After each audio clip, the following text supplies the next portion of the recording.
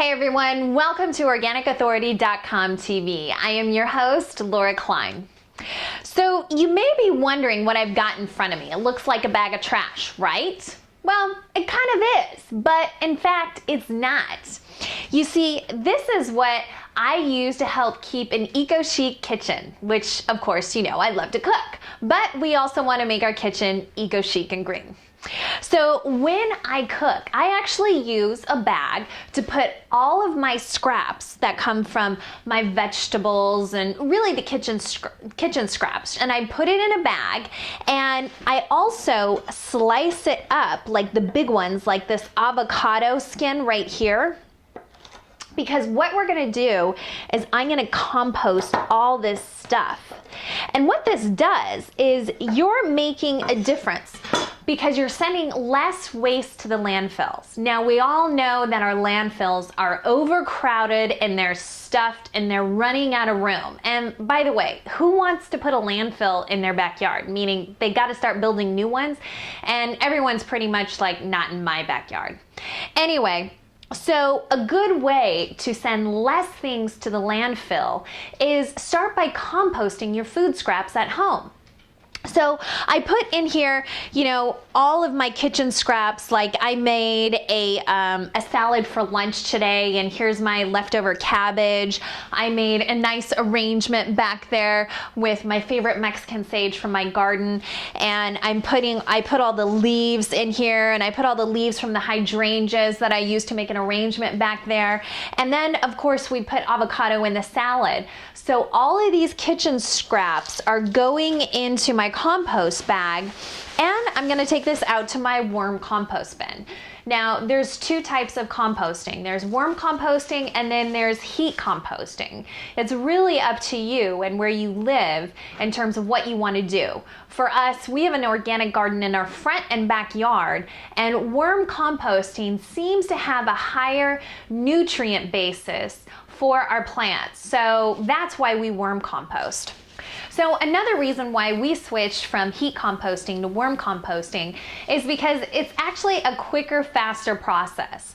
Now, since we've made the switch, there are new really cool items out on the market that speed up the process of heat composting. You can actually buy like a heat composter from a store and put it underneath your kitchen sink, and it'll make composting pretty quick. However, worm composting is also really quick. We could keep adding to it on a daily basis because I cook pretty much 3 meals a day on a daily basis. So my compost, my kitchen scraps, adds up pretty quick. With the heat compost, what we found is that we had to make like 2 or 3 piles because we're continually adding to it. And in a traditional heat compost pile, it depends upon how you're making it, but sometimes you can't continuously add to it because you want to bring the heat temperature to a specific temperature to kill all the microbes. So sometimes the solution, like for us, is to simply worm compost, which is really easy. So let's take this out back and check out our worm compost bin. All right, so here is my worm composter. You know, we've got several layers here of worms, and here's my dog Truffle who's going to help us out. And here is my bag of compost. So all you have to do is just take off the top, and you can see there's already some compost going on in here. And we're just going to simply add, and this is what it looks like. It just looks like earth. That's it. And you can kind of see a few worms, you know, crawling around there.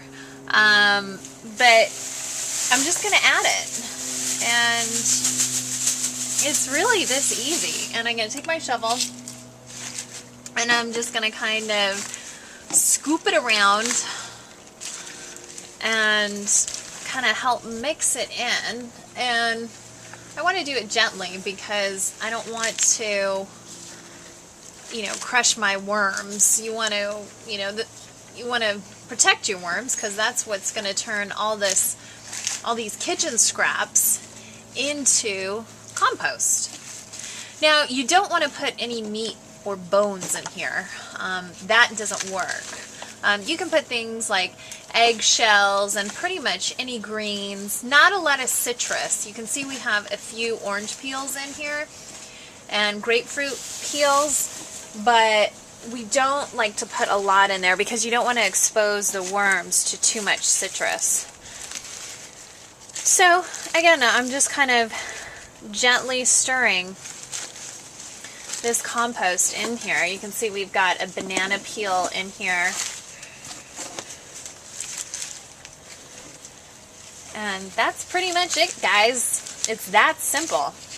Okay, so I'm also going to show you what's going on underneath, you know, in these other levels that we have going here, because the worms are working pretty hard, and we're going to check it out. So you can see in here all the worms that are crawling through, and we grow Swiss chard in our garden, and I actually made something the other night with Swiss chard, and I can see some lime peels in there. And this is what it looks like when it's in process, and it doesn't smell, it doesn't stink, and it's pretty it's pretty easy and clean. And you know, you also get this cool worm tea. You can see here we've got this vase here to collect the worm tea, and this is what we use to fertilize our garden. That's all for worm composting. See you on the next show.